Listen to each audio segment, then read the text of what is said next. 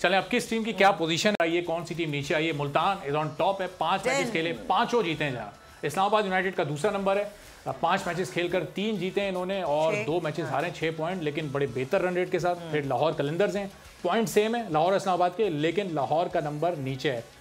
पेशावर ज़ल्मी आप देख रहे हैं कि चौथे नंबर पर हैं और कोयटा 5वें नंबर पर। कराची बिल्कुल डाउन एंड आउट, 5 मैचेस खेले 5 हारे और तकरीबन ऐसा लग रहा है कि कराची का सफर इस टूर्नामेंट में तमाम हुआ चाहता है। ये पॉइंट टेबल की सूरत हाल ये बड़ी कराची को डिसअपॉइंटेड, मैं बड़ा डिसअपॉइंटेड, मैं सोच नहीं सकता था क्योंकि कल आपने भी, मैंने भी, फहीम ने भी कराची को सपोर्ट किया था।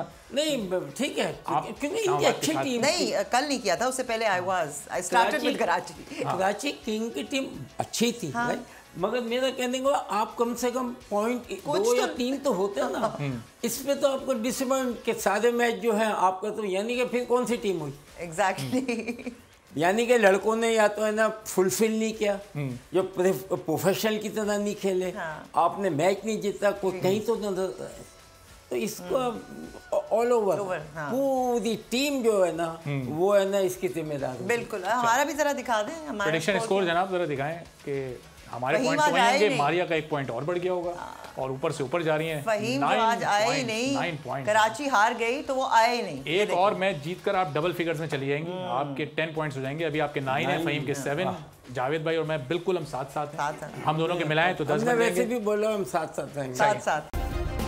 सब्सक्राइब करें और बेल दबाएं ताकि कोई खबर रह न जाए।